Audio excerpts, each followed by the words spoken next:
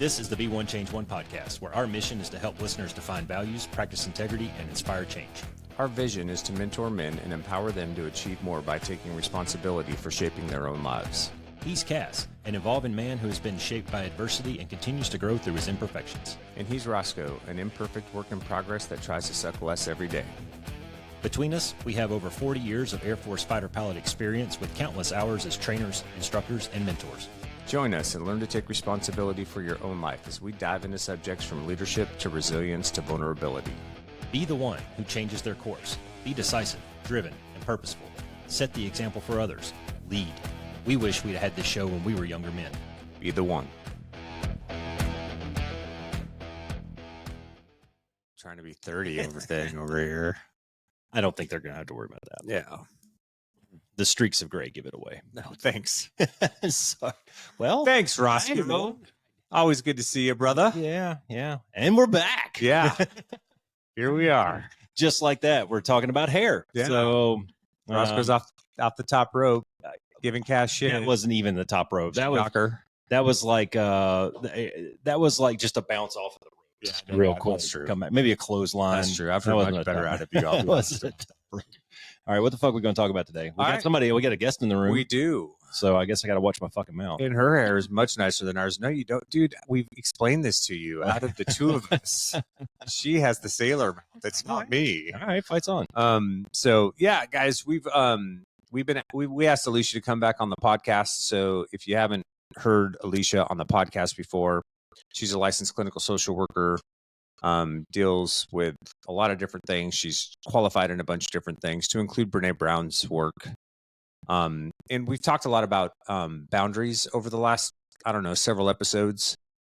And, especially coming out of emotional intelligence and the 2-part series we did on that, and just some of the other things that we've had conversations around recently, we figured it'd be a good idea to have her come on and talk about boundaries. Like, what are boundaries? Like, what is it?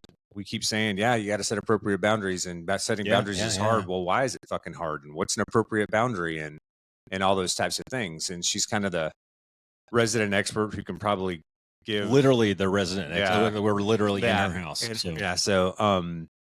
she'll be able to give a little more granularity to what does that shit even mean when we talk? Because it's like everything else we talk about, man. So much of this stuff gets thrown around as a platitude, or just as a verb or whatever, as an action item, but nobody really understands what the fuck it is. So I thought it would be worthwhile to have her come on and talk about boundaries. Yeah, hell yeah, welcome. It's your turn. You got to get cleose. Yeah, you got to lean into it. You got to bring it closer to you. Yeah, you can hold it if it makes it. Yeah, no, seriously, you can. Okay. We can point that thing straight up, and you can hold it just like a microphone if you wanted to. Let's do this. Yeah, okay. Work. Yeah, just talk a little louder. About to fall off the table there. Here, all right. Technical timeout. Hang on. Oh, yeah. Perfect. Now it got a little closer there. Yeah, but lean into it. So welcome back. Was this like your fourth? I think it's your third or fourth. Fourth, because we did the wives. Yeah. We need to do another wives episode. Bingo. Yeah. Even we've actually gotten quite a bit of feedback on that one that you and Katie were on. People People liked it, man. That's awesome. You guys are prettier than we are. Yeah. Especially on the YouTube. For some reason, we got more views on that YouTube one than we did on just what? B1 Change One has a YouTube game? Oh, wow. Look at this. 2 chicks. Yeah. So cool. Boundaries. Well, first of all, I have 0 notes written down.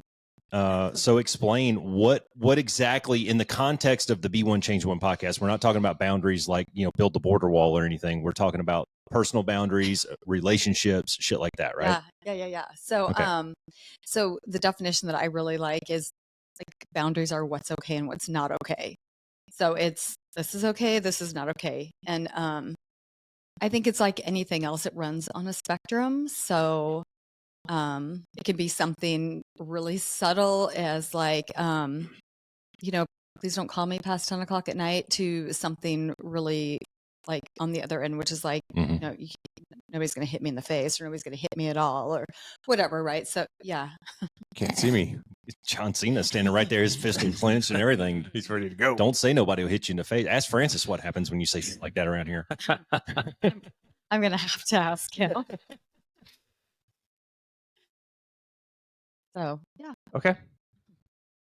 All right. Well, that's boundaries. Anybody have any questions? No, I'm just joking. No, I'm good. Yeah. So no, but explain that more. There's different types of boundaries, right? So, and boundaries are appropriate, I would think, in certain settings, potentially, or like, how does it all work? Okay. So, yeah, if you do want to go down a rabbit hole, there are different types of boundaries, like physical boundaries, like sexual boundaries. Safe word. Yeah. And I don't know all Recommend of them. don't use safe word as your safe word. Just ask me how I know. But How do you know that? we're going to keep this R-rated, so press. Okay. That took me a second to R-rated. So now I'm distracted. But one way we can really think about is internal boundaries and external boundaries. So an external boundary might be like, this is my bubble. Like, right, don't come into my bubble. We have it with our properties, right? Our properties are fenced off. Internal boundaries might be like, when I'm going to have this difficult conversation with my partner, I'm not going to lose my shit and start yelling, right? Or maybe my boundary is if you do start to raise your voice, I'm going to ask you not to raise your voice. So again, I mean, boundaries are super personal. Again, it's like what's okay, what's not okay. A really good friend of mine shared this Maya Angelou quote with me that like killed me. It says, I wrote it down so I'd remember it. You teach people how to treat you. I was like, damn. I'm like, because it's so true, right? Because if we let people walk on us, if you will, or we let people do whatever they want, we're teaching them it's okay. Yeah, it's in the pregame we were just talking about a little episode that I've got going on, and one of the things that I threw out there was a quote that says, "You get what you tolerate," and it's kind of the same thing. Yep, exactly. You know, so whatever you allow people, places, things to do to you, I mean, you don't realize sometimes how much control you really have over those situations. And the question that I wrote down that I'm sure we'll get to later is when somebody violates one of those boundaries, what do you do? How do you react? Recommend not explode and turn into a volcano. Yeah. So there's ways that you can do that, but we'll get to that later in the episode here. But you mentioned physical boundaries and relationships and sexual and all these different types. One of the big ones for me is my personal bubble. And it's about arm's length all the way around me, you know, and I can't stand it when people come in and like stand right over my shoulder. Or how about this one? You're in a small circle talking to like a group of people like this, and we're reasonably spaced apart here in a social setting. Like if we're at a bar or restaurant, we might be a little closer. And then somebody comes and stands right in the fucking middle like this. Fuck that guy and everybody that looks like that guy. Yeah. Sorry. Tangent. Yeah. Don't go to Korea, dude. Or Japan for that matter. Do they not know? They have no respect for personal space at all. Like in the subway system and stuff. Like it is butt to nut. They are on top of you constantly. It's horrible. This is why I don't like concerts. I don't like large gatherings of people that are in like mob form like that. It's bad. Like going to the fair it causes me a lot of anxiety, a lot of anger.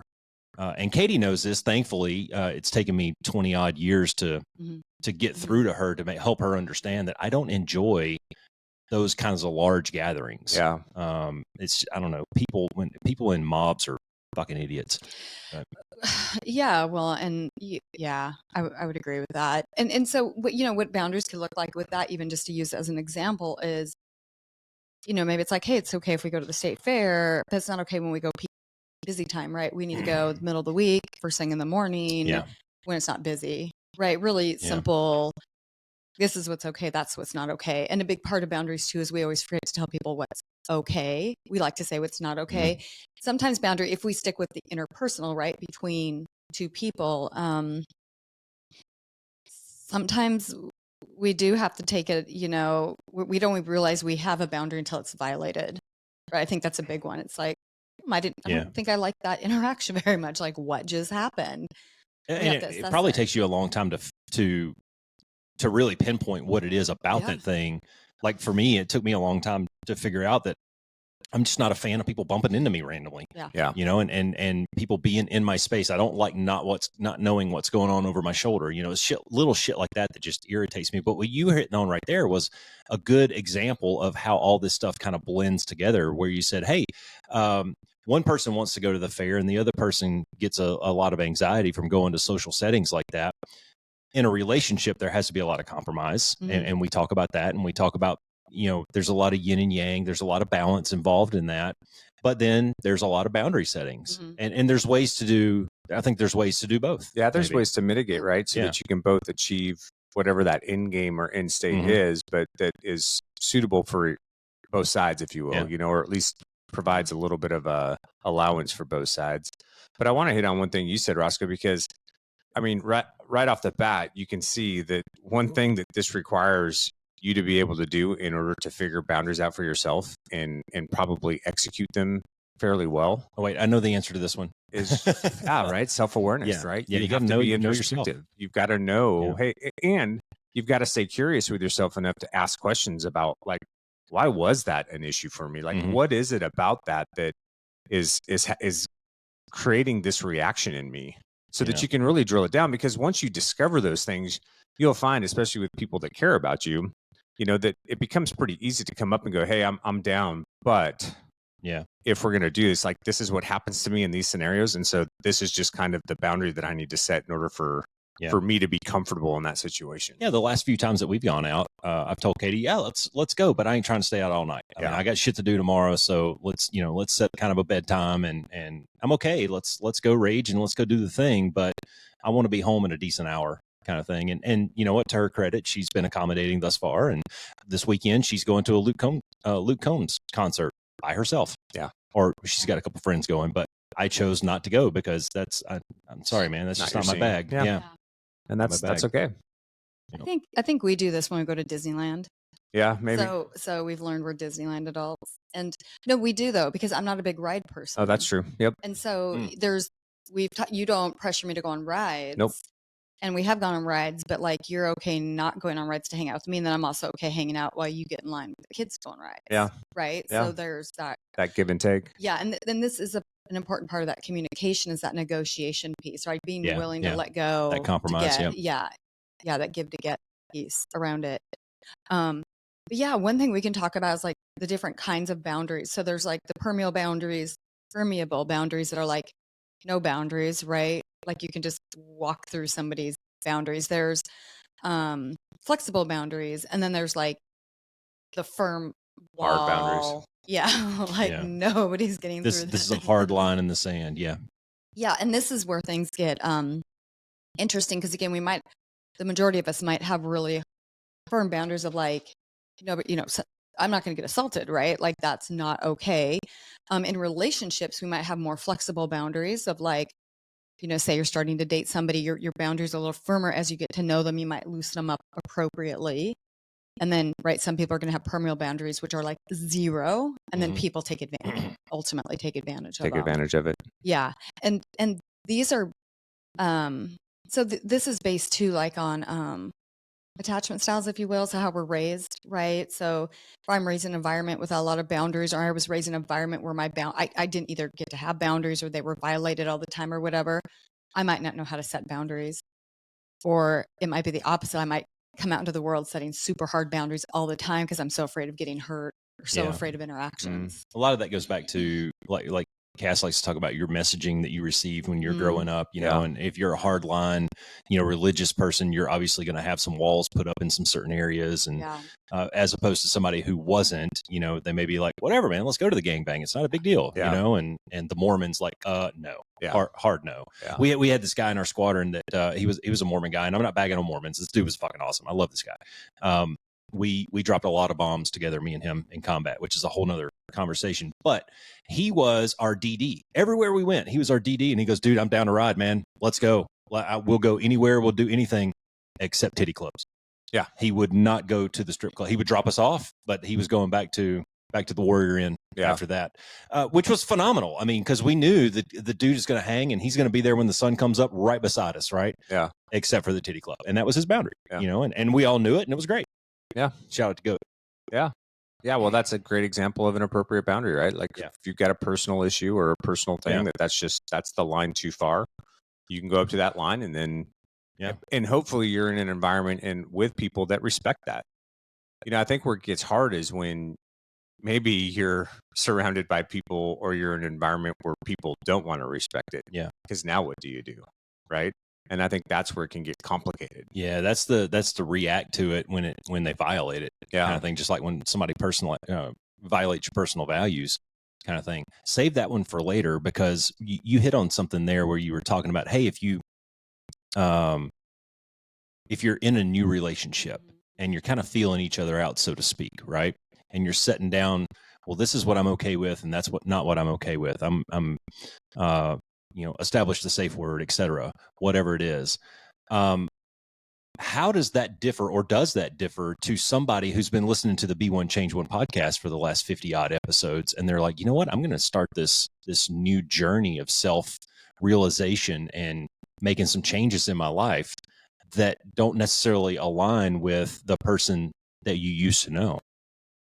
Could that, I mean, there's obviously going to be some friction there probably too. Yeah, I mean, there could be. So I think if I'm tracking what you're saying is, I'm not good at words, so I was trying to follow. I think I did. So, I'll keep my sentences short for you. Sorry. Like back what I was hearing, because I think I caught you. But somebody's in a new relationship, and then now they're starting to go on this personal journey of self-improvement, if you will, or whatever you want to call it. Well, take Katie and I. We've been together we've known each other since 97. So math is hard. 20 something years, 20 bunch years. All right. And I think that every one of those years we have changed into a different person. Things happen. You have kids. You understand what the other person is thinking without even having to ask them. You just get to know a person so well. And then you get to maybe the last 3 or 4 years where she and I have started some of this personal discovery type stuff. And it's changing a little bit of who we are and what we do. And we've had to have some discussions about some things about, I'm okay with that, and I'm not okay with that. And it goes both ways. She's got some hard lines, and I've got some lines as well.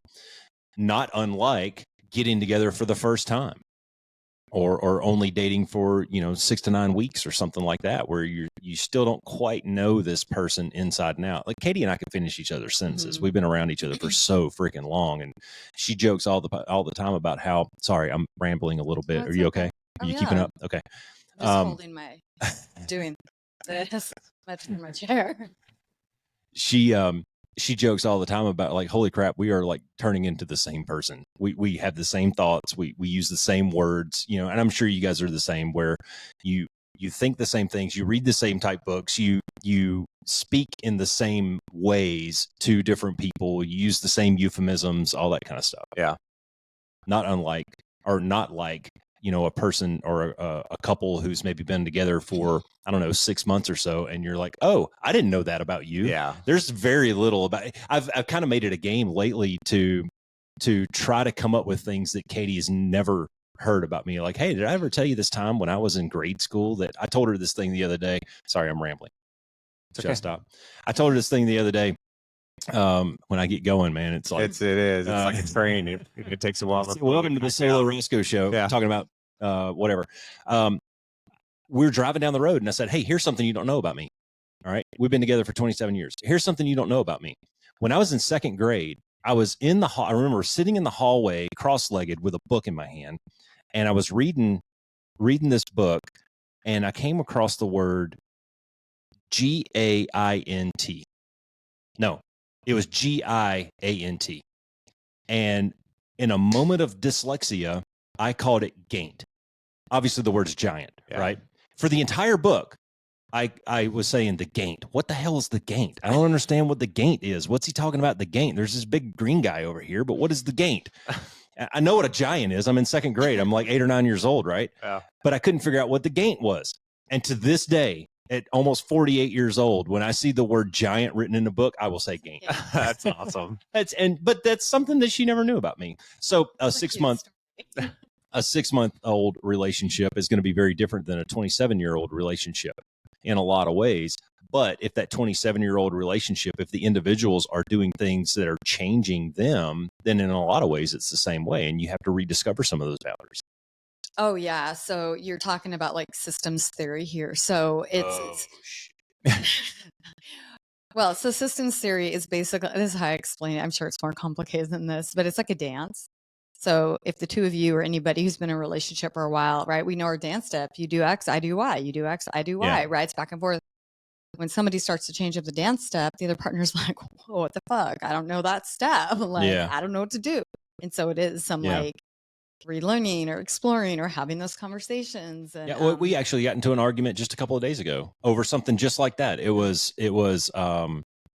really came down to miscommunication, but it was just that. It was stepped out of line, and the other person didn't know how to react, and we're like, "Whoa, what the fuck?" Turns out, 30 minutes later, it was, I'm sorry, and it was over with. But I could definitely see, that. You get to where you can finish each other's sentences, and then all of a sudden, somebody says something you don't expect. You're like, "Well, what the fuck?" Yeah, it throws you for a loop. Yeah, and I'll tell you where this gets. So you and Katie have this really wonderful relationship, but where this gets really crazy is when you have relationships with people that the other person, you could be the best communicator in the whole world, have the best intention, but the other person, they're going to filter it a certain way, or they're going to take it personal, or it's something against them. They're not going to take it so well, and there's going to be the blow up. There's going to be the behavior is going to get even bigger. So if you're asking somebody to stop doing something, and their behavior might escalate, and you got to stay on it, and you have to make choices around it. You're going to give up, or you're going to keep the boundary intact to doing that. And coming back to what you're talking about with the young relationship, and even with Goat, I think you said his name was. Oh, yeah. Is that the values, right? So that integrity and values. And with a younger relationship is people can, I feel like this is like really pessimistic. People can hide who they are only for so long. And so having a good idea of who you are and what your values are. So when that other person starts to maybe violate those values or overstep, because, right, it's okay to go, okay, I get it. You made a mistake, right? Because we want to be a little bit like, I got it. Be flexible and a little fluid. Yeah. We're still filling things out. Yeah. And we can call those beige flags, right? It's kind of like like, was that a one out? Are you trying to push boundaries on purpose? And then that importance is do they continue to push it? Do they continue to make mistakes? Yeah. And then do you have enough wherewithal to know your values, know what you want from somebody, hold those boundaries and say, no, that's not okay, because how that person responds to your boundaries is a huge thing. And I think, was it this book? I read this book. That book I listened to, it's called Unfuck Your Boundaries. I love the title, so I listened to it.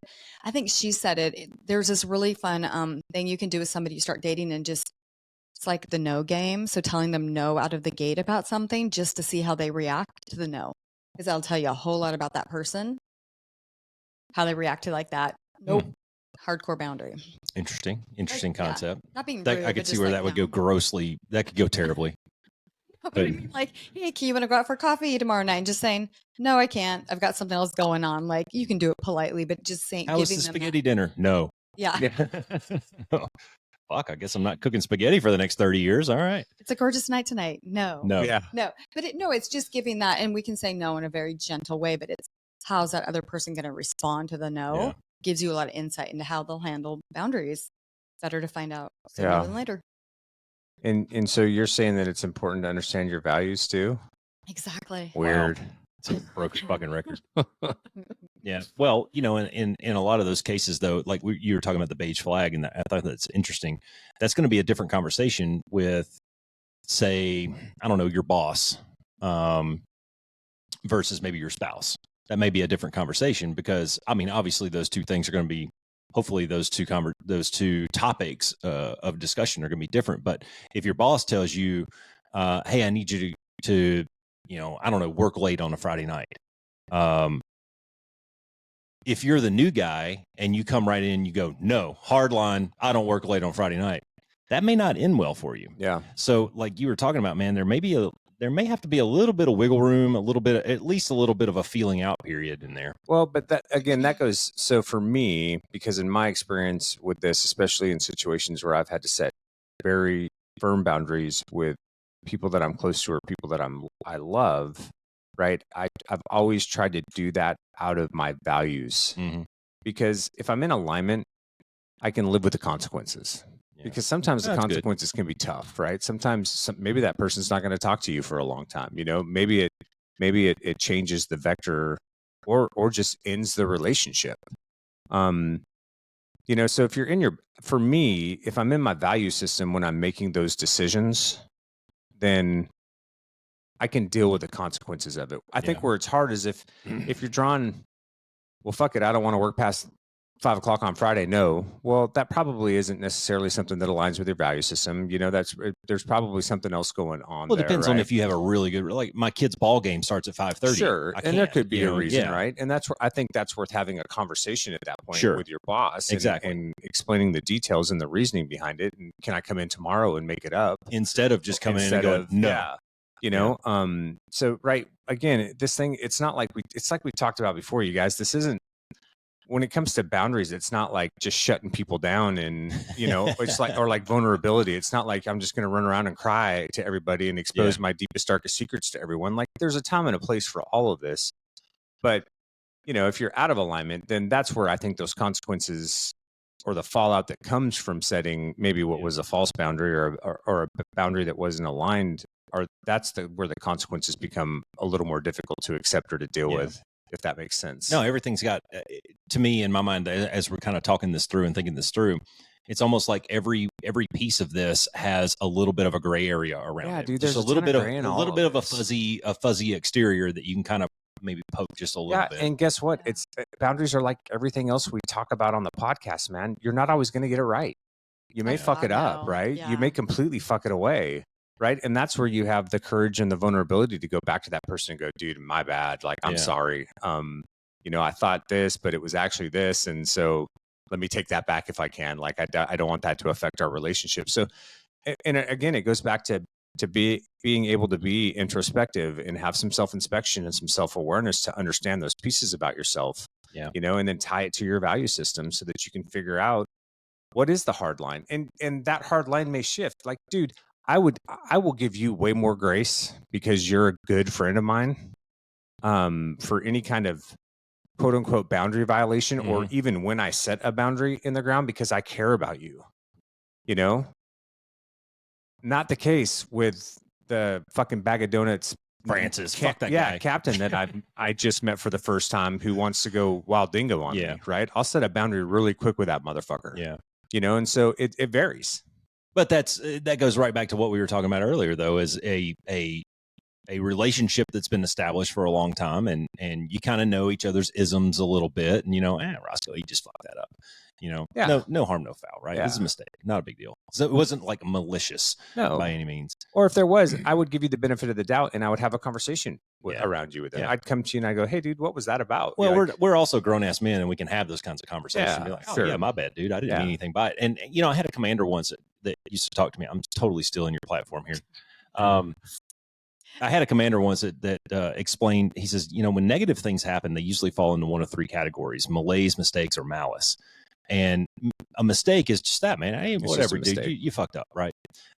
Malice would be, or a malaise would be, you knew the rules and you were just too lazy to follow them, you know. And then malice is like you knew the rules and you intentionally broke them, kind of thing. So I guess in a lot of ways you can talk about this in the same way. Intentionality is important too, because I may completely misperceive what your intentions were behind a certain action, and I could have a false perception about what that was and think that was actually you attempting to violate maybe a boundary that I had set, when in reality it wasn't. It was just a fucking mistake, right? So you guys are talking about like really communication at this point. Yeah, well, that's true. But that's what it's huge. Yeah, that's like, I mean, that's a fucking linchpin in this whole thing. It is, because like going back to your example with, and so again, boundaries get really complicated and they're very personal, and hopefully when we do them very assertively, right? We're using eye language, we're having nice eye contact, we're having confident body language, we're talking in a pretty neutral tone of voice, using neutral words, not like you're so lazy. You know, we don't want to be like criticizing people because that gets people fired up.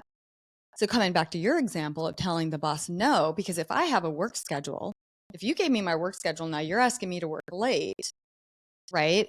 I don't have to come out and go no, but I can say, hey, you know what? Thank you for thinking of me. And I am not able to do that for you tonight. But next time you need somebody to work late, please let me know in advance, and I will make sure my schedule stays open for that, right? So you're saying no without saying no. So there's ways, right? That's some nice assertive communication, because no can be very aggressive. Yeah. And there is a time and a place for a no. Like if somebody's trying to come at you with a weapon, right? Like there is a time and a place to be. I recommend doing more than just aggressive. saying no in that situation. Yes. But yeah. And so we have like, right, the passive communication where we let people step on our rights, right? We like look down when we talk, we stammer, we stutter. We have the one very popular passive aggressive communication. You should all know that one, right? Yeah. This is how I feel, but I'm telling you it's something different. And so no, I'm not mad while I'm slamming the door and slamming the kitchen cupboards. And you need to figure it out. Yeah, exactly. And then there's the aggressive where we step on people's rights, right? We don't allow people to have their own opinions. And boundaries align with those things, right? How are we going to communicate, and what is our goal?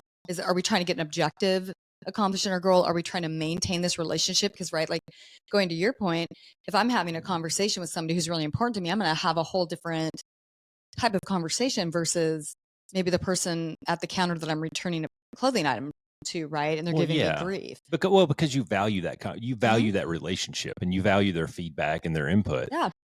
So different approach. It is, versus, the person that I was on the phone with today that was kind of being a little, she wasn't being snotty, she was being short. And so I turned into being short because I don't give a shit. I'm never going to talk to this person again, whatever. If it was my wife, that'd be a different conversation. Yeah. I have a question for you. Should I call you Aleishia or can I call you babe? I have a question for you.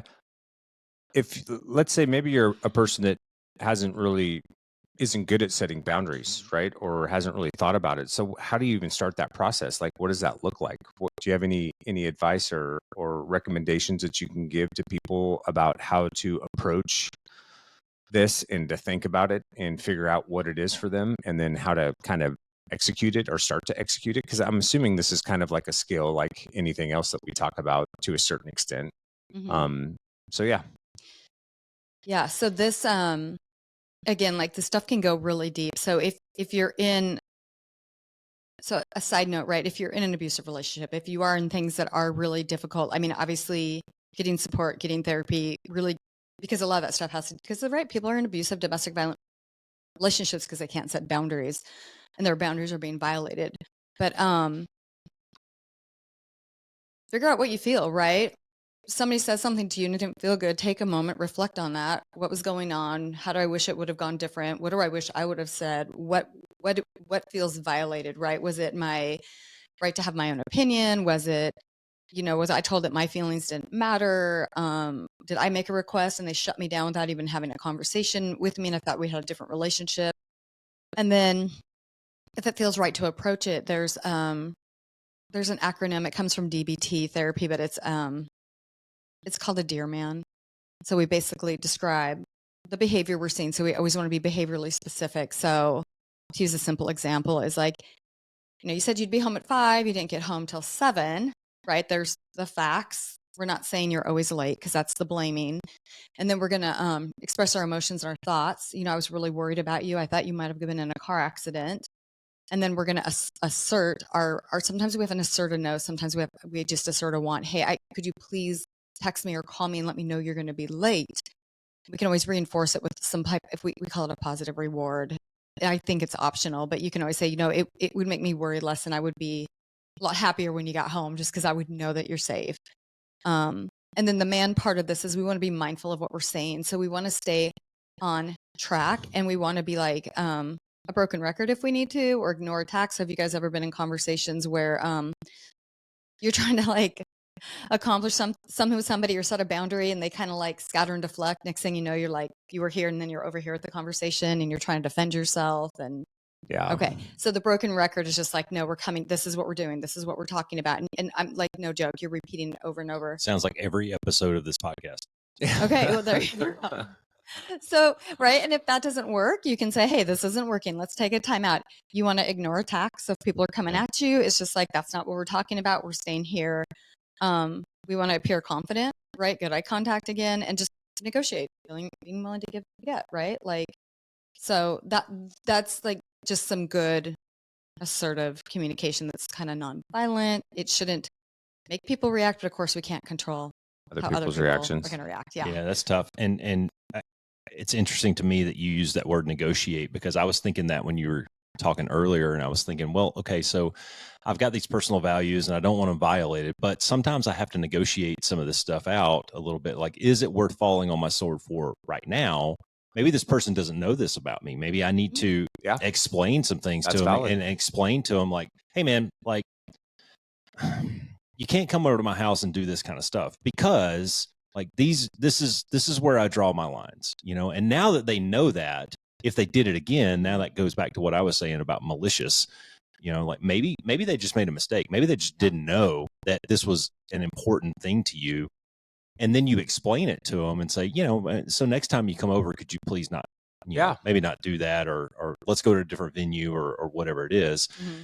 And maybe that's not negotiating your values, but you know, on one hand, I guess it is like, okay, like he definitely did not do what I wanted him to do, but I'm going to give him a little bit of a leash here because he didn't know. Yeah, right? I think that's clarifying language. I mean, to a lesser extent, a great example would be, you know, when you and I first started working on the podcast, like I felt it was important for you to know that, like, I'm not good at small talk, man. Like, so when you get one word replies from me on text, I'm not pissed or I'm not blowing you off or I'm not angry.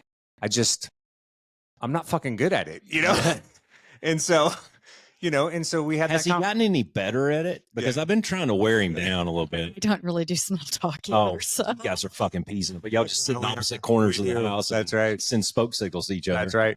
You know, and I don't know if that was helpful or not, but you know, I wanted to make sure that you didn't misperceive or how I respond via text. You know what I mean? No, there's this really funny meme I saw the other day that it had the same sentence written out 5 times, and in each one of them it had a different word in the sentence highlighted, and it completely changed the context of what the sentence was supposed to convey in that, and that's why the written word is so difficult to push a narrative it is especially, you know, in 140 characters or less, or in a text message or whatever it is. It's very difficult to do that because you can't put the emphasis on the right syllable, and it really does change that. Back to what you were talking about, the communication piece of it. It's so important. I want to talk about something that both of you are actually talking about right now, and I love. So this is a Brene Brown thing. It's called. You might have talked about this in here before. Big. Boundaries, integrity, generosity. Yeah, we talked a little bit. I think that came up in a podcast recently. I don't remember. Or it might have been research I was doing for vulnerability for. Okay. Anyways, go on. But I love it. Like, I love it. And you're both talking about it because if we can give people the most generous interpretation, right, of their behaviors or deeds or actions, whatever, if we're sitting there going, hey, you're doing the best you can, right? Maybe you didn't know better, whatever. Then I can stick with my own values and set boundaries related to that, right? So if I'm going to have a party and I'm not going to have alcohol, you know, I'll invite people over, but you know, the boundary might be like, you know, I'm not going to have people drink here. Somebody might get mad, and it's like, well, that's okay, right? Let's say they're an alcoholic and I don't want them over here drinking. It's like, well, you can't bring alcohol over. We're not doing alcohol. That's right. That's me just staying in my integrity and saying I get you drink and that's fine. You can drink, just not here, right? This is what I don't want here. So the difference is, and where this comes into hand is, a lot of times we see this with like adult children and their parents, right? There can be a lot of grief when we look at people who we wish were different in our lives, and then they're not. If we just accept that they're doing the best they can, even if it's really shitty, it's like, oh boy, that's my parent. And then knowing that that's it, like that's the best thing. I can set boundaries related to that, right? Yeah, that's a huge one. So yeah, maybe I minimize my time around them. Maybe when I do see them, it's out somewhere for lunch for an hour or two. That's it. Go back home. Yeah, dude. And that's a huge one because I think when we're younger, like we have these expectations that we want to place on people for how they're going to be. Like we have these ideas about the relationship that we want to have, whether it's a parent or a friend. And we have these really false expectations of how these things are going to go. And at some point, and I think what Aleishia's getting to, and maybe I can break it down into a little bit of a simpler term, is when you just go, okay, they're doing the best that they can. That it makes it very easy then to accept that that's whatever their behavior is, that's probably it, you know, especially like with a parent who may be older is probably not going to change at this point, you know, and you can accept them for what that is and you can be okay with it. You can go, hey, I still want to have a relationship with them, but in order to have that relationship, I know I'm going to have to set these specific boundaries. So, you know what, I'm not going to pick up the phone every time, you know, my mom calls me anxiety ridden over stupid shit that my dad's doing again, as an example, not me personally, but, you know, I'm not going to open myself up to that because of what it does to me. And they're grown fucking adults. They can deal with that shit themselves, right? So I'm not gonna overreact to those types of things, or I'm gonna set specific things. I'll go over and see them on Sundays, but I'm not gonna overextend myself to go do a bunch of stuff. That kind of thing. Yeah. Well, this goes back to what we were saying earlier. Was that right, Aleishia? Sorry. Did that make sense? Okay. Goes back to what we were talking about. You get what you tolerate. And an example that Katie and I laugh about all the time is we figured out a long time ago that we're the Griswolds. If something can go wrong, it's going to, probably at the worst opportunity. So what do, man? Do you get all pissed off and turn red about it? No, we just laugh it off. The other day we're coming back from our campsite. We'd kind of left a little bit early and I wasn't going to say anything. I was intentionally staying silent about it because everybody was on good behavior. Like, people were flowing. Nobody was being an asshole driving. I mean, it's a holiday weekend. Everybody's coming back from up on the rim because it's hot down here. And I was expecting the worst, but I was pleasantly surprised. I'm like, man, this is, things are going well. And Katie's over there reading and I'm kind of listening to the radio a little bit, just enjoying the view. And then all of a sudden we hit the Yarnell Hill and traffic was at a dead standstill, backed up all the way up the hill. Somebody had gotten a wreck down the hill and it's all single lane down this twisty mountain road. What are you going to do, man? You going to get pissed off and start throwing stuff? Nope. I got a bathroom attached to my truck. I got a full tank of diesel here. I got food in the back. I'm good, man. And we literally put it in park and just sat there. Turns out it wasn't very long, but we just kind of laughed and we're like, things were going too good. Of course it's going to stop us right here on the hill, but it wasn't hot. AC was working. I got food and water and a bathroom. I'll sit here all day, man. I'm good I got nowhere to be. I'm good to go. Yeah. So I think what you were talking about though, where this conversation has gone, and I've kind of I'm kind of drawing a circle around it, is it's all about you. It's not about, because you're not going to change the other person. That's right. You're not going to be able to change that person. You're not going to be able to call your mom or your dad and have that conversation with them and change them. So you have to do the work on your end to change the way you react to whatever it is they're doing. Yeah, it kind of goes back to like what Aleishia was saying at the very beginning, what's okay and what's not. Yeah. And if that behavior is okay and you can live with it, it's like I've talked about before, I'm an overfunctioner. And so it's easy for me to overfunction for people that I care about. But if I'm not careful about that, that can turn into resentment, right? Because I don't feel like they're appreciating me extending myself over and over and over again, or I'm not getting any emotional equity out of it. Yeah, right? It's not reciprocated. It's not reciprocated. And so there's been times in relationships with family members where I have to go, am I going to do this?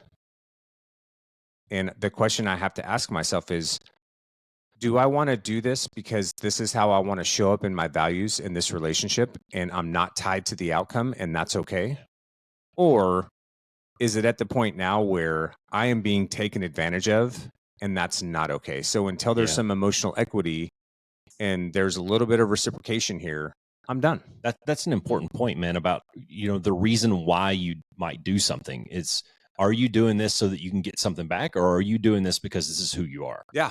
Yeah. Mm-hmm. Yeah. That's so key. I just all the time with my clients, what's your intention? What's your intention behind this communication? What's your intention behind this boundary? Because if you don't know your intention, you become very lost. And you're speaking to, and this is why the no is so important, because these are the, and I do that. I when I have to do this, I think about, do I want to be pissed off and resentful because I said yes when I really wanted to say no? Or do I want to just say the no in whatever way feels right and feel fine, right?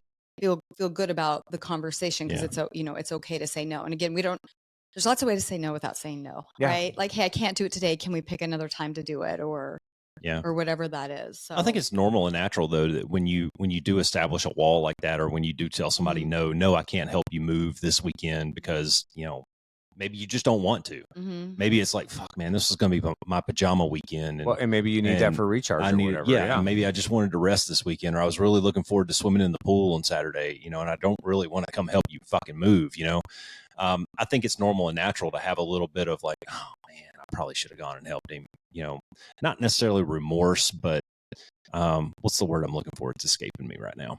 Regret. maybe regret, maybe you just kind of feel bad for the guy because you left him high and dry or something like that, and that could go from, helping a bro out. It could be something your wife really wanted to do. It could be something going on at work. And then you kind of feel bad about it for a little bit. I don't think there's probably anything wrong with that. But again, I would take it back to, why did you say no? Maybe you do need that recharge. Maybe you and your wife had a Netflix day planned or something like that. So, and what's more important to you, helping your bro move in the summer heat of Phoenix, or sitting on the couch and watching Netflix all day with your wife? Well, is there a gray area? Hey, I can come help you move for 2 hours. I have 2 hours. Maybe, but negotiate. Yeah, exactly, exactly. Yeah, but again, I think it goes back to, just a little bit of self-inspection, understanding your own value system, and then just carving out a little bit of time in those situations to actually think through that stuff. And like Aleishia was saying, find out what the intentionality is behind it. Yeah. Because if you don't, then you might find yourself, it may be your fault that your boundaries being violated because you're allowing it to happen. You know what I mean? Tolerate. Yeah. Exactly. So anyways, that's just an example. So to help the listeners maybe think through some of this. No, it's good, man. And the whole thing comes all the way back to what we preached from episode 1. And it's all about you and you're on your own individual journey, and you're going to mess it up. And, something not to be overlooked is, like, this takes practice, and you're not going to get it right the first time. And it's going to probably start out as something small and build on incremental. Like we talk about goal setting, or like we talk about this personal change stuff. Like, you're not going to go run a marathon tomorrow. Start with running around the block. And maybe you can take the same kind of mentality towards doing this stuff. Yeah, 100%. It's, it's funny because communication became such a piece of this conversation, and that's so important, right? Being able to have good, assertive communication to assert your needs, because it can happen. It can happen so often that the other person devalues you, right? Or, oh, I didn't say it like that, or that's not what I meant, or you can't take a joke, or you're too sensitive. And it's like, that's not what I'm talking about. I'm asking you, I'm making a request of you, please don't do XYZ, or please don't call me names, don't call me stupid, don't call me this. And so it, it starts to become, it's information. It's always information. Can your partner or whoever respect what you're asking them to do? Or are they going to make fun of you? And that's where things get tough, right? Because sometimes when we set boundaries, we can risk losing people, right? Well, you're getting to something though. You're getting to, when we talk about your circle, right? Yeah. Your circle, because the people who you want in your circle are the people who are going to be like, yeah, dude, my bad. And that's it. And not go, well, you took that too. And this goes beyond gentle ribbing and joking the way that we do all the time. This is, deeply rooted shit where you obviously have some kind of reaction to something that a person did. And if they're the type of person to be like, well, fuck you, man, you just took that the wrong way, or well, maybe you communicated it the wrong way and I received it the wrong way, or maybe you just don't deserve to be in my circle if that's the way you're going to treat me. Yeah. Yeah. And it comes back to kind of a little bit of what we were talking about earlier, is that sometimes these behaviors that are ongoing, we too become part of the problem, right? Because we start enabling the behavior versus ending it. And I always use, like, most people have dogs, and animal behavior is the best, right? Because all behavior is learned. And we go back, right? We teach people how to treat us. So if you're giving a dog treats at the table every night, or feeding it table scraps at the food, the table every night, it's going to it's going to want table scraps. And so when you stop doing it, it's going to sit there and beg. Or the kid who, every time you go to check out, you're buying, candy, you're buying the kid candy every time you go to check out at the grocery store. You don't buy it one time, the kid's going to throw a fit. Yeah. Better believe that person who for whatever reason has that dynamic with you, they're going to throw a fit when you go to set a boundary, because they're like, that doesn't serve me anymore. So, well, it's like the dance, right? You've been doing, left foot, right foot, and now you just went right foot instead of left foot, and they get all pissed off. So, well, and people who have, people who don't have, coming back to what you're saying, Roscoe, people who don't have a good sense of themselves, and who might be enmeshed with you or codependent on you, or have all sorts of other lovely traits, they don't want the boundary. They don't want you to be your own person, and they're very invested in you being another way. And the more you feed into that, the more you're enabling that pattern. Yeah. And yes, it is very difficult. It can take people months, years to break because Well, it's painful. It can be very painful. this is really fucking hard though. But like if it's a new relationship, I feel like it might be easier to establish that, especially if you're an older person, if you're a little bit more mature and you kind of know yourself a little bit better. I think it'd be easier with a new relationship to just establish that right off the bat versus some older friendships or relationships that you have, but you're the one over here doing the work and listening to the Be One Change One podcast and doing all this cool shit that Cass is preaching. And all of a sudden you're like, hey, wait a minute, I'm not cool with this. And they're like, what the fuck, dude? Yeah. Like last week we were, well, hold, and so that may be, that's going to be a lot more challenging, I think. Yeah, I'm here to tell you the ones right now in my experience in situations like Aleishia's talking about, when I've had to establish specific boundaries with people who maybe I've been in relationships for a long time, it's often viewed as rejection. Like the initial reaction is that I am rejecting them somehow. I'm rejecting their request. Part of that is because they really didn't give a shit about how their behavior was affecting me. They're just trying to get what they want to get, right? Yeah. And so when you all of a sudden draw that line in the sand and set a boundary, they go, oh, well, how am I going to get what I need to get now? Instead of trying to figure out, okay, well, what do we need to do to negotiate this so that there's some compromise and we're both okay with it, right? And that's how you want. And the flip side of that is if somebody sets a boundary with you, that's how you should approach it. Don't take it as rejection.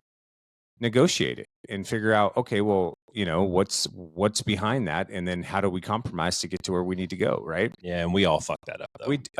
Dude, none of this stuff is fucking easy. No, relationships are a full contact sport. We all mess that up from time to time, or maybe on a daily basis, where somebody goes, hey man, like that, it's not all utopia all the time. And while we may be preaching on the podcast to try to get you to be a slightly better person than you were yesterday, yes, that's great, but we're going to mess this up because we're humans and we have emotions and sometimes we react and don't respond and it gets weird, right? But I get another side to that same coin. I've seen a reaction as like, well, fuck that guy. Just straight up like, well, fuck him. He's not the same person and he doesn't like hanging out anymore. Or he doesn't like doing this anymore. Well, now hold up, bro. Yeah. And that's where I go back to my circle and I go, well, you know what? If that's your reaction, then sorry, buddy. Taking it personal. Yeah. You're going to the balcony now. You're not in my circle anymore. Yeah. Yeah. No, it's so true. I mean, it's so like, and that's what was interesting about this conversation. It's kind of like, here's the basic skills of boundary setting, and there's times and places we can set boundaries with our friends or whatever. It's not a big deal because it's on this, maybe that's the lower end of the spectrum versus the big stuff. And, going back to what you're speaking to, I think like even if you're in a very established relationship and you're starting to make changes in your life and this person's not, right? And it's been a dysfunctional relationship, things can get really complicated. Or I see a lot of adult children with, their parents, because we learn very specific things when we're young to survive in our home life, right? Whatever it is that we need to do to get through life. And then as we get older, these behaviors don't work really anymore in our adult life. And so as people start to grow and change and shift, it starts shifting the pattern. And if you have parents that are emotionally immature or all sorts of other things, they don't take it well. And it's hard. Like it's a very hard thing to come to terms with. It's a hard thing to execute. It's a hard thing to wade through. And it's baby steps, like all, Yeah. It's just. Yeah. Well, when you start to change the dynamic, especially like if you were like, for me, with having, a mother when I was younger that was very codependent, and me being parentized very young and playing a specific role in my mom's life, when I didn't want to do that anymore, I was the asshole. Yeah. Even though it was completely unfair and unrealistic for me to ever have done any of that at 12 years old anyway. Well, you set expectations though. Yeah. Yeah. You set expectations early on and then you realized, well, hold up. I don't know any better, right? I'm and you have to, you have to reset the baseline. But and that's what Aleishia's talking about, is you grow and you evolve and you start to have this self-inspection and self-awareness and defining your values. And you really start to see how you want to show up in the world and what is authentic about you. It's going to change. It may, depending on patterns of the past, it's going to change those dynamics in some of those relationships. And some people aren't going to take it very well. No, they're not, man, because, and a lot of it, I think on there, if you could, jump over to their side of the fence for a second and look at it from what they're seeing. Like, they don't understand what's going on behind the scenes. Yeah. They don't understand what's driving you to maybe do some of the things that you're doing. If you're a listener of the podcast and you're trying some of this stuff out, your people in your circle may not see that. They may not understand the why behind it. Yeah. So it may be on you to explain a little bit to them. Like, dudes, I was in a rut in my life when you met me, and this is the version of me that you got. And now I'm out of that rut and I'm doing something different. So, you're welcome to come with me. But if you're not, I'm going that direction, bro. Yeah. And I've had that conversation with some very close people. Yeah. And it's not because I don't like you or because I have an issue with you. It's just I'm evolving. You're evolving as a person, and that's okay. Sure. And I've seen it fail in marriages where they start doing that shit. And, this is something that, go back to the communication piece of it. This is something Katie and I identified years ago was, hey, no matter what happens, we go the same direction. All right. Yes, there's going to be compromise. Yes, there's going to be negotiating. There's going to be boundaries. I will go to the concert with you, but I'm not staying out all night kind of thing. That's small stuff. That's small potatoes. I'm talking about this person is going this direction in their life, and that person is going this way. We saw it last summer. We did a whole episode about it. Yeah. Like some of this stuff doesn't end well. You know what I mean? Yeah. Some of it ends very tragically. It is. It does. And you got to talk about it. You got to talk about it. And it doesn't do you any good to sit in your house and do all this be one, change one shit if you're not showing it to other people, if you're not telling them why you're doing this stuff. Yeah. Like I want better, or I want to do better. I want to try to be a better person. I want to try to be a better husband or father or friend or friend or whatever it may be, coworker, and I'm trying some of this stuff out, and I'm not always going to get it right. I'm going to fuck some of this stuff up, and I'm sorry. Yeah. I just here's a pre-apology. Be patient. Right. Yeah. Right. Hey, by the way, do you want to go walking in the evenings with me? Because I could really use a walking partner. Yeah. And that's something I'm going to try to do. Katie and her little group of friends, it's hard for me to express how proud of them I am, because this spring she has wrangled one by one. She's wrangled all of her little friends, and now they've got a little group that are doing these little challenges and these little projects, and they're doing their walk-in bits, and they got their little group text, and that's great. That's an example of, guys, I'm going that direction. You can come with me if you want, versus I'm going that direction and fuck off. Yeah. Yeah. Well, and I think boundaries can be as simple as something like so for Aleishia and I, she typically sees clients up to Wednesday. I typically work Monday, Tuesday, Wednesday. We're both introverts, and so we recharge by having kind of personal and downtime and quiet time at the house. And so we just kind of know that Thursdays probably aren't the best day for us to get together with friends, because we're both exhausted. And it's not because we don't enjoy those people or we don't want to show up for those people. And we will if it's something that's really important. But we're not at our best, man. We can't go to things and be at our best and really be engaged or whatever, because we're just exhausted, or we find ourselves not wanting to be there, And so we've kind of figured out through our relationship, like Friday lunches are better than Friday nights, or things like that. And so that's some of the ways, though, that you can have those individual personal boundaries to set yourself up for success for situations like that. Does that make sense? No, it totally does. And on a different note, Katie's a sleeper-inner and I'm an early riser. Yeah. So I'll get up early in the morning and I'll get all my chores done, my reading, my workouts. I'll be done with my day on the weekends by noon. And I'm looking forward to the afternoon of just kind of being lazy a little bit, watching some TV, whatever it may be. And then she gets up a little later than I do. So by the time I'm ready to go down for my first nap, she's just hitting her stride. And I'm like, oh, fuck. So there's a lot of balancing that has, we have to pre-plan a lot of these things. Yeah. Your first nap. Yeah. Dude, if you don't know about second nap, you're missing out. We don't know about naps. I'm a napper. I will. Nap. Me too. I will sleep 4 or 5 hours a night and take 2 or 3 naps during the day. I love napping. I'm a champion napper. Yeah.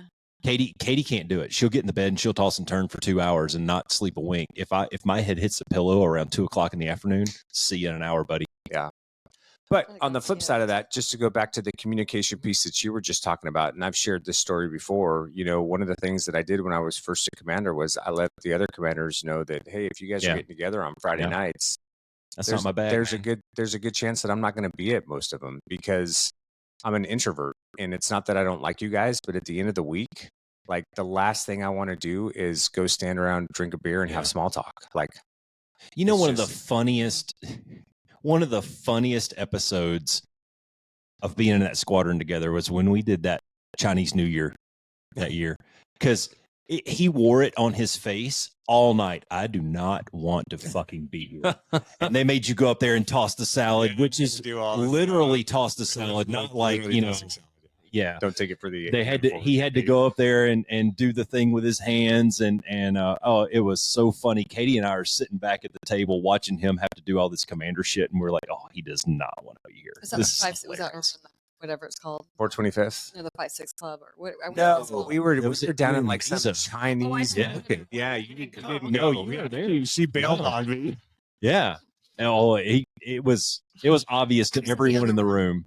Yeah, was it? Yeah. Oh, yeah. See, I'm not good at this. I was driving to the VA and back then too. I was I was like, it was all the way over in Mesa. They got like some Chinese plaza or something. It was huge. Yeah. And there was a restaurant in it that we did. It was really neat. It was fun. That was the Chinese New Year celebrations were always a good time. Yeah, we sat at a table full of all like lieutenants and young captains. So Katie and I are sitting there, in the Air Force for like 20 plus years with these guys who have been like, they're just barely named. And Katie had so much fun talking to them about the different foods that they eat and all that shit. And the guys like picking up some clear noodle looking thingy that I didn't know if it was a noodle or a grass or a tentacle. It was a tentacle. Honestly, it could have been any of those. I don't know. And he's like slurping them down, and Katie's just like, "Ooh, how do you eat that shit?" We had such a good time with those kids. Yeah, it was a good squadron.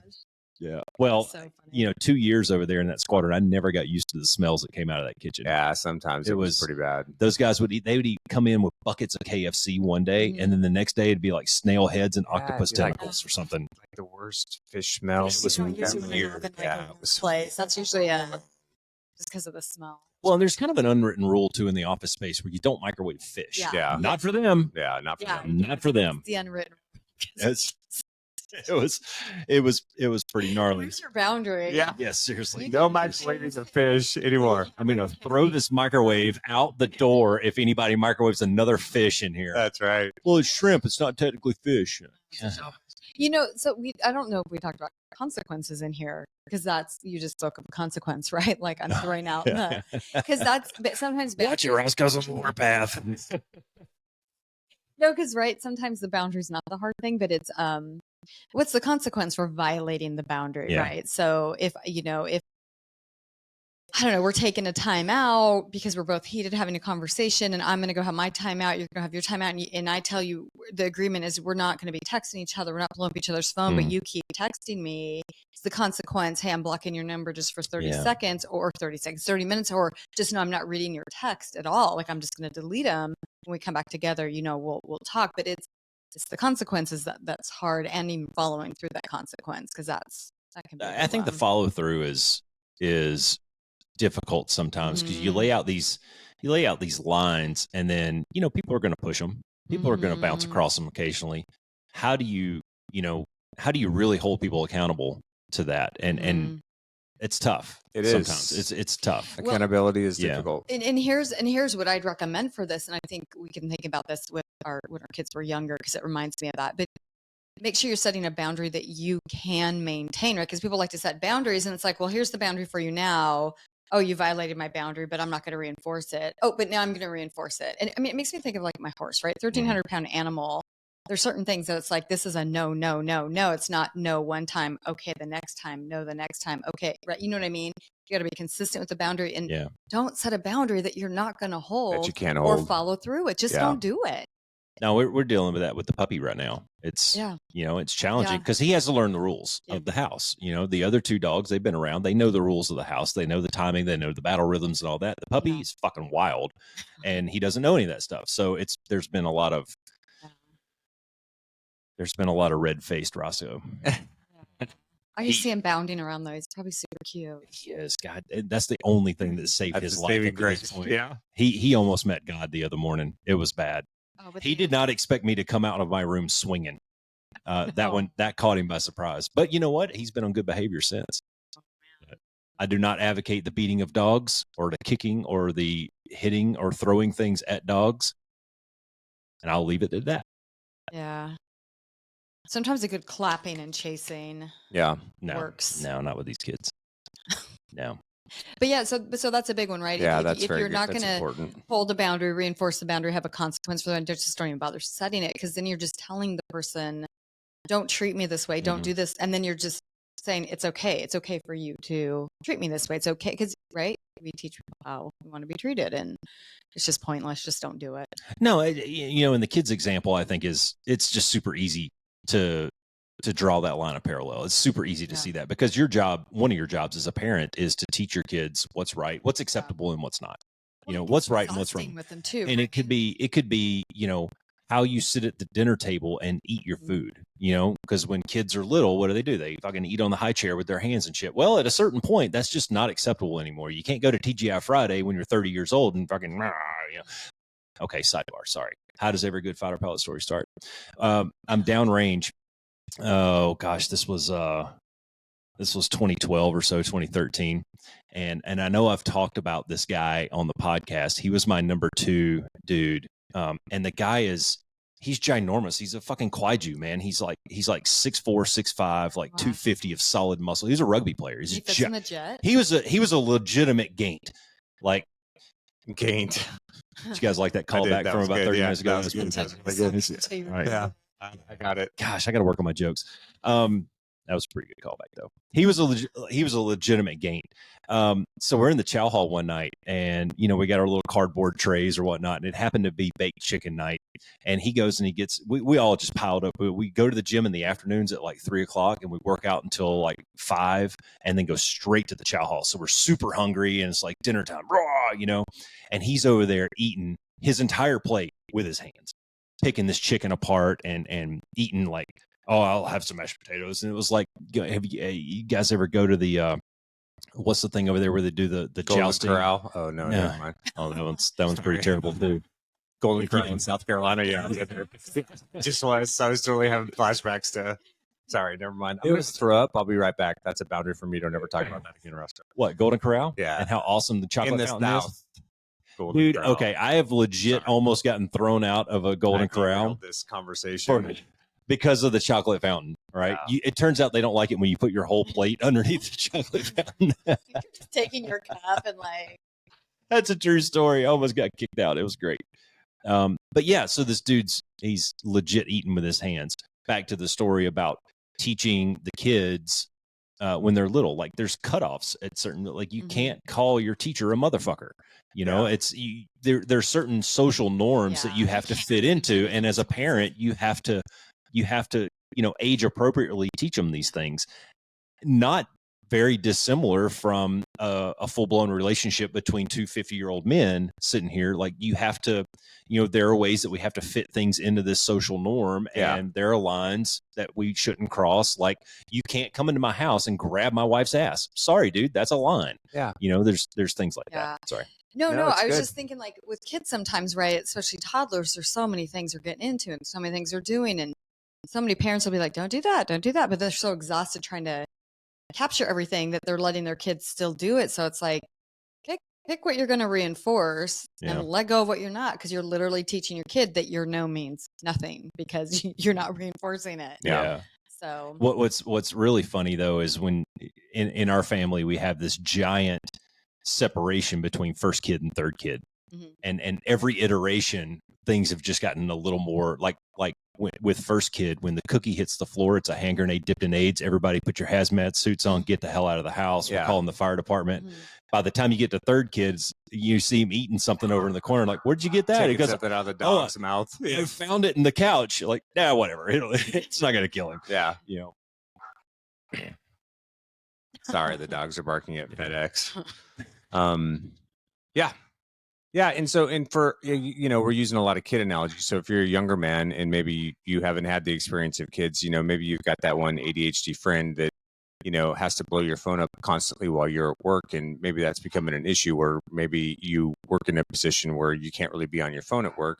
It's okay to go, hey, if one, you could draw a boundary of you're not gonna get a response. Yeah. There's no point in sending me a text because you're not gonna respond from me until until work's over. Or Silence, man. you can, turn your notifications off. That's right. Or say, hey, if you can't respect this boundary, then I'm just gonna block you for the remainder of the time that I'm at work. Yeah, well, and that's it. If you've asked somebody not to text you and they do, you can say, hey, please, I asked you not to text me, please don't do it. Or you can choose to ignore it. And this is the thing about boundaries too, is that we can either we can quietly do them, or we can really verbally express them, right? So a good example is being on the phone with somebody and they bring up a subject you don't want to talk about, right? You can, oh, hey, what about this, right? Did you watch this on TV or whatever, right? You can distract them away from the conversation. If they keep coming back to the conversation, you can, if you don't want to tell them, hey, look, I don't want to talk about this, you can just be like, hey, I got to get off the phone, right? So like, you're using all this other verbal language. It's very indirect about staying away from that topic. Or you can just come out and tell that person, hey, I really don't want to talk about this. Please don't bring it up. And if they bring it up, you might have to remind them over and over. And then you just kind of ramp it up, right? So the fifth time, if you're having to tell them again, going, look, if you bring it up, I'm going to ask you once not to do it. Then I'm going to, if you bring it up again, I'm just going to get off the phone the phone's with you. over. Call's over. Yeah. So there's all different ways to exercise boundaries depending on how comfortable you are in that relationship. And sometimes it is more silent and it's kind of more like, you got the point, because the other person's not going to be receptive to it because they just don't have the skill set, unfortunately. Yeah.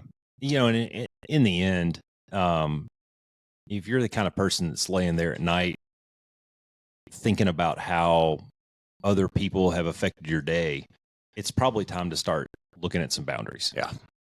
If you're going to bed at night with either angst or you're anxious, or you're having some kind of your thoughts are dwelling on an interaction that happened that day, it's probably time to start looking at some boundaries. Yeah. And I think, I think it happens to everybody at one point or another. We're all going to screw it up. But my advice would be start small, man. Yeah. Have a conversation with them. If you have to go get a beer and some chicken wings and talk about it, then do that. But, and probably manage your own expectations a little bit. Yeah. Of what you really think this outcome is going to be, because not everybody's going to be super receptive to some of this shit. Yeah. And before you have those conversations or decide that you're just going to start throwing boundaries around, take the time to sit down and really think about it and think it through and figure out, what is it that you really need to ask for, and what's the intentionality behind it? And is it even required? And if it is, why? And what's driving it? And then, the values that are behind it or whatever. Because that will help you'll be able to explain it much better when you do have that conversation, instead of just kind of going at it willy-nilly,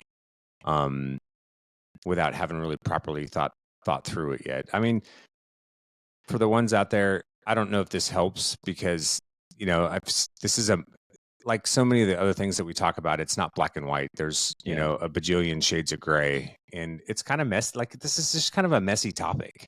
It's kind of, and it's a difficult thing to do and to do well, but like anything else, it's a skill, and you just got to start to, it's a muscle you got to exercise. Yeah. Man. You just have to start, you have to spend a little time and think about it and work at it, and then go from there.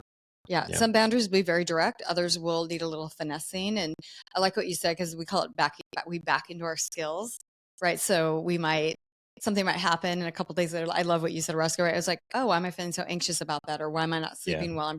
I should have set a boundary. And then next time it happens, it might be less time in between. It was like, oh, I need to address that, right? And then pretty soon we're like, maybe we're using the skill and maybe it's not very pretty, but then next thing we know, it's coming more second nature. And communicate. I mean, we do this, right? Hey, I got something to share with you. I'm not going to say it the best way, so just bear with me while I'm saying it, right? Because sometimes it's hard to find the right words. But, or sometimes we'll even be like, hey, I need to talk to you about something, and I'm really uncomfortable doing it, because I'm not sure how you're going to respond to it. Yeah. And just kind of set the table, a little bit. AKA so so hang on with me for a second. Hear me out. I do that with Katie. You guys know that I'm not the most articulate person, and I'll tell her straight up before I even say anything. I was like, I'm just going to say this because it's going to come out, and we're just going to throw it on the table and deal with it. And she's like, all right, cool. Because she kind of knows that I'm I'm the way I am. Sometimes I say things without thinking them completely through. And even when I do think them through, they don't come out the way that sometimes they come out sideways. It doesn't come out the way I planned it, but whatever, man. Very true. And just to bring it all full circle, man, it really goes back to knowing yourself. Yep. It really comes back to knowing yourself. And those of us who are sitting in the room who are, half a century been doing some of this stuff, it's probably easy for us to lay there at night and go, man, I just got this weird feeling in my gut. Something bad happened today. And after you think about it for about 30 seconds or so, you can pretty much nail it down and be like, oh yeah, it was that guy or that interaction or that dude cut me off in traffic or whatever it is. That you can, once you practice it enough, you can pretty much identify what it was and why it made you mad. If you're just starting this stuff out, you probably need to spend a little bit of time on yourself, get to know yourself, and start to outline these values.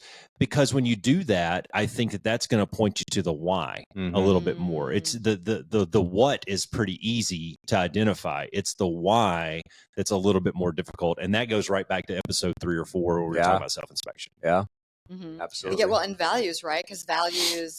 If I value authenticity, then I need to stay in that and. Right. And maybe I need to speak my boundaries. And I know when I've had to set boundaries before, one thing that's really helped me is I don't want to come from a place of being defended, right? Where I'm like, I can't believe that this person did this and now I'm going to come at them with a boundary. It's like, I need to check that. And coming from a place of compassion, and it changes everything for me because it's like, oh, I can set this boundary in a really compassionate way that is just good communication. And hey, this is the way things are. Does it suck? Yeah. And you were kind of aware of this at the get-go, and I'm just reinforcing. And it's also really good modeling. And so that's important because I'm not throwing boundary. It's not like, oh, well, fuck you, Roscoe. Here's my boundary. There's a line, right? I dare you to cross it. Is, you know what? You know what, dude? I really want to have a relationship with you, but this is a line too far. And if you can respect that, dude, we're going to be awesome together, But if you can't, then it's going to be an issue, right? That's the difference. Yeah. No, you're, and just like everything else, every single thing else that we've talked about in the 50 odd episodes that we've done here, everybody is going to go through this. Yep. Every single person is going to go through this, and every person is going to screw it up. And it just, you just practice. That's why we have practice integrity on the back of the shirts, because it's a practice. It is. And sometimes you nail it and sometimes you miss. Yep. That's for sure. Anything else? I think just people have a right to be validated and be heard and be respected. And I just think if you're in a relationship where that starts to become a challenge because you're setting boundaries and the other person, going back to what both of you are saying, isn't receiving it really well, I think it's, time for a deeper conversation and maybe, making different decisions. Kick them out of the fucking circle. Yeah, I mean, really, because what happens a lot is people do try to stand up for themselves and the other person's like, maybe makes them feel like they're not deserving of that. Yeah. And that's not the case, right? That's somebody who is being aggressive and stepping on, your right. So yeah, people do deserve, and it is a process. Yeah. And you fuck it up and you do it again. Every single person in your friend group, every single person in your friend group, every person in your family, their life is, you're going to have ups and downs. Yep. Right. Mm-hmm. And you're going to have hard times. You're going to have great times, and it's going to be awesome. And it's going to suck. Your champions, the people who deserve to be in your circle, are the guys who ebb and flow with you. And they're like, oh yeah, he's going through some shit right now. Or, oh, he's on a vector going over there. Just, we'll either catch up with him or maybe occasionally he'll swing back to us or whatever, but they're going to be rooting for you. Those are the people you want in your circle. Is like, hell yeah, man, go do the Spartan race. That's great. I'm going to sit over here and drink beer on the tailgate while you go run around and do all that shit. But we'll meet up at the end, man. It'll be awesome. I got a cold one for you. Yeah. Yeah. Are you doing a Spartan race? I will do another one. Yeah. But I don't have anything on the books right now. You should do it with them. Yeah, let's do it. Sure. Look at me offering you up. It'll be November will be the next one here. I'll do it. I was going to, unless it's over Veterans Day weekend. It hasn't for the last 2 years. Okay, it has not been. It's been the weekend after Veterans Day for the last 2 years. It's been, so there was, let's see, there was Veterans Day / or no, it was NASCAR weekend. Then it was Veterans Day weekend. Then it was Spartan race weekend. Then it was Thanksgiving weekend. Wow. So it kind of crushes your entire November with that schedule. But we did it. Let's see, we did it 2 Novembers ago, and it was down at the racetrack, and it was pretty epic. It was pretty awesome. No, the NASCAR track. Yeah, not the drag. Dale. Yeah. Yeah. Good. That's a short drive. Yeah, it was cool, man. They had a really cool course set up, and then Katie and I went out. That was in November, and then Katie and I went out in February, and we did the Tough Mudder at the racetrack, but it was a completely different course, completely different obstacles. That was pretty epic. And then I went back the next day. Katie and I did the 5K Tough Mudder, and then I went back the next day and did a 10K Tough Mudder with a buddy of mine.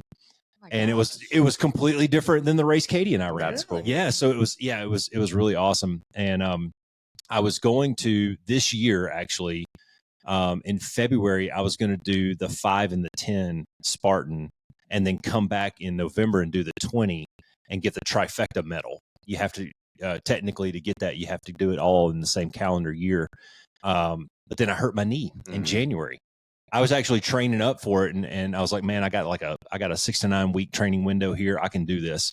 And then I hurt my knee, and I went down pretty hard. So yeah, and I can't see November on my calendar yet for what we've got planned, because Tyler going to the academy and some other moving parts that we have. So I can't really commit to the one. Hopefully by around 1st of September, I'll be able to either commit or not. But yeah, we totally do it, man. It'd be awesome. I'll do it with you. I don't even know if you'd want to do. Would you? Sure. Do something Why like not? No, hell no. No girls allowed. No, fuck no. No, I would hurt myself. I would hurt myself. We'll get you and Katie the photo passes, and you guys can go around and take photos the whole time. And then Cass will go out there and beat ourselves up throwing spears. Have you done one? No. It's pretty awesome. It's Never pretty fun. We'll talk offline. It's pretty fun. Okay. Yeah, no, I will. Woo, like go.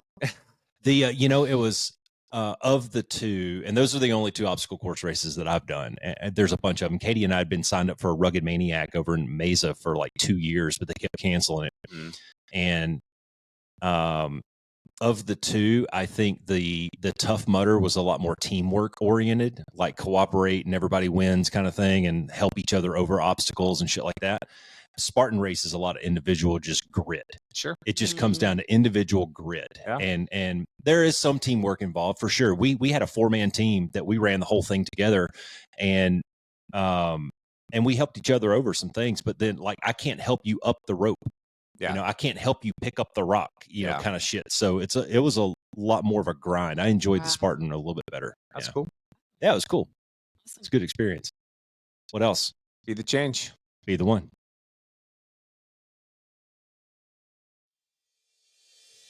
Thanks for flying with the Be One Change One podcast. If you got something out of this show, then be the one and share it in your circles of influence. You can be our wingman through our website at www.be1change1.com. That's B and the number 1, change and the number 1.com. We invite you to be the one and join our fighter squadron on social media at Be1Change1 on Facebook, YouTube, and Twitter. You can follow us at Paul Roscoe White on Facebook, Instagram, and LinkedIn, as well as Roscoe's website, www.paulroscoewhite.com. You can email us from the website, and please leave comments, share, and ask questions, or leave ideas of things you would like to discuss on future podcasts. Most importantly, be the one that helps us win the algorithm by leaving a review on whatever platform you're listening on. Thanks for joining. Until next time, be the one.